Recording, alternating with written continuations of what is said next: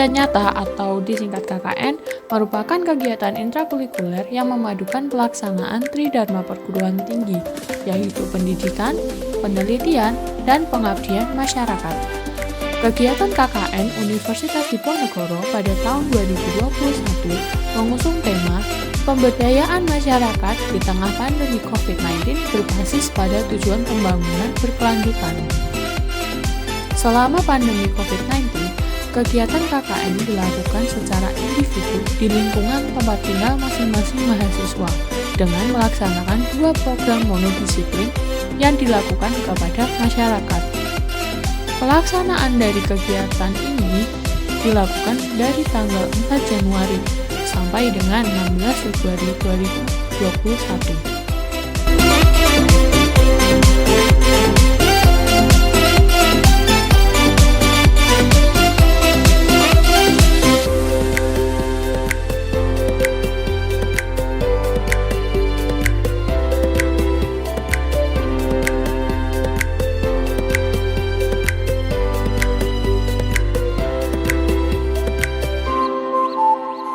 Perkenalkan, nama saya Mutia Fatma Aru Hapsari. Saya dari S1 Akuntansi, Fakultas Ekonomika dan Bisnis, Universitas Diponegoro.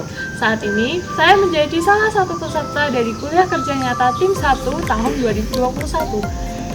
Untuk lokasinya, saya berada di Kelurahan Tegalrejo, Kecamatan Argomulyo, Kota Salatiga. Dan berikut profil lokasi saya.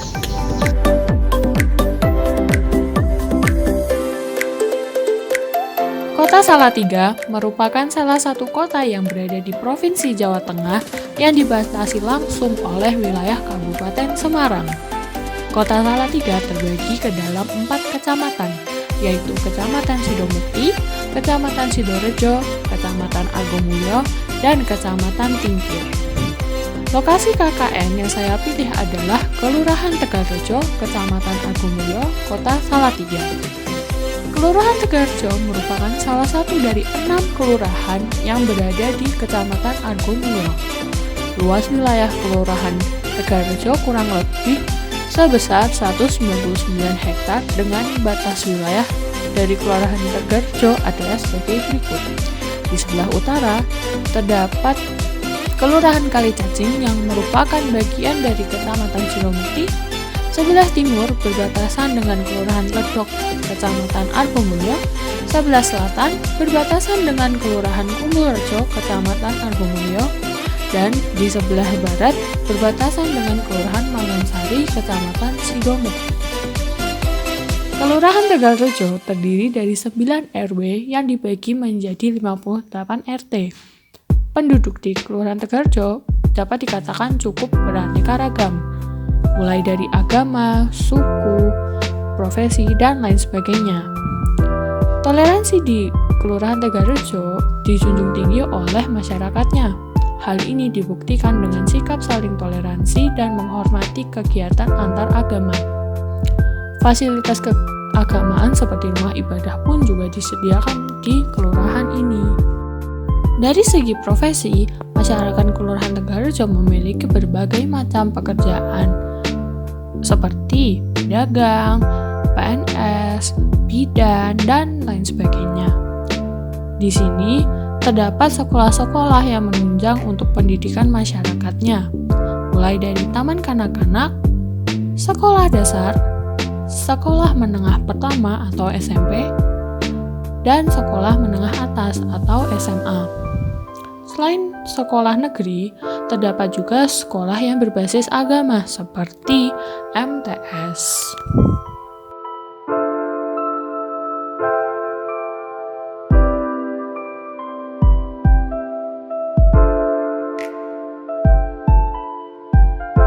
Kelurahan Tegalrejo memiliki potensi yang dapat dikembangkan. Di lingkungan Kelurahan Tegalrejo, banyak UMKM yang dapat berpotensi untuk dikembangkan lebih lanjut untuk meningkatkan perekonomian Kota Salatiga.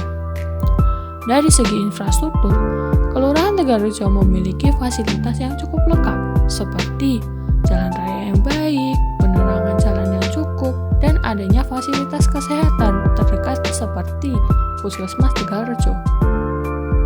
Selain itu, nuansa lingkungannya pun juga dapat dikatakan masih asri dan nyaman untuk ditinggali.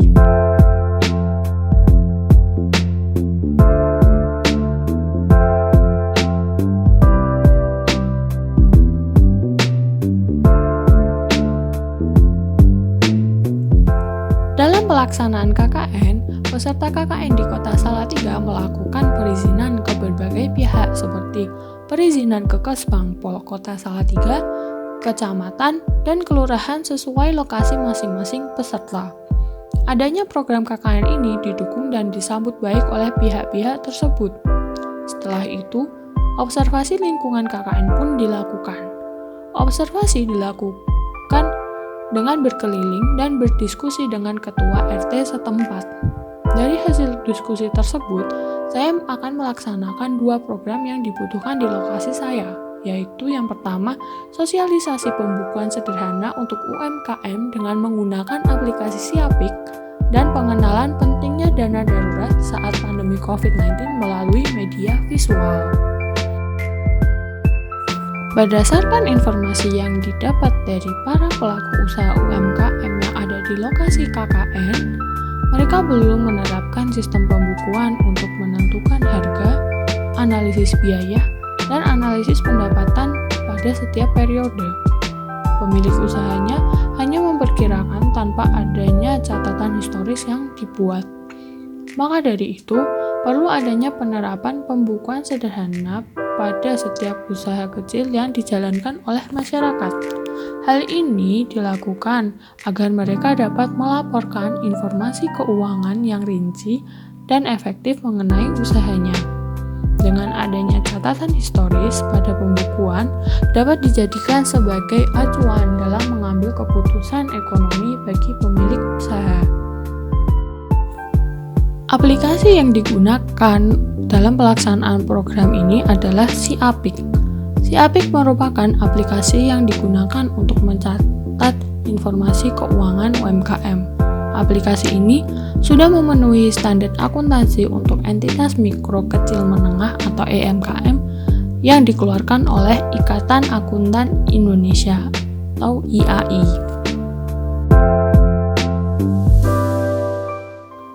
Warga yang menjadi target program di sekitar lokasi terdapat 2 usaha. Usaha pertama bergerak di bidang manufaktur dalam industri makanan, sedangkan usaha kedua bergerak di bidang perdagangan. Koordinasi dilakukan bersama warga pelaku usaha dan warga tersebut menerima dengan baik rencana program KKN ini.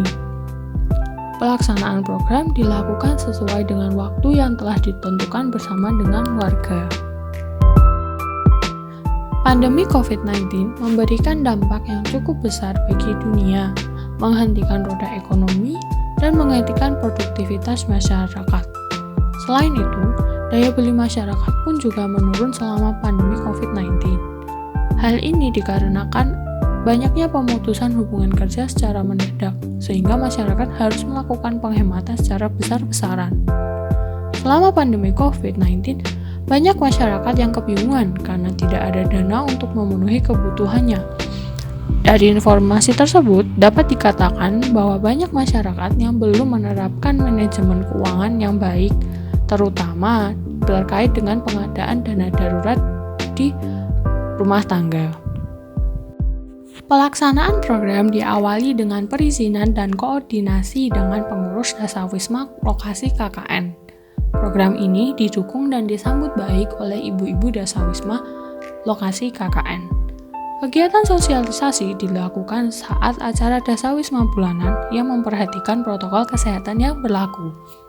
Diharapkan kedepannya para pelaku rumah tangga bisa memulai untuk melakukan manajemen keuangan secara sederhana, minimal untuk memulai alokasi dana darurat secara berkala.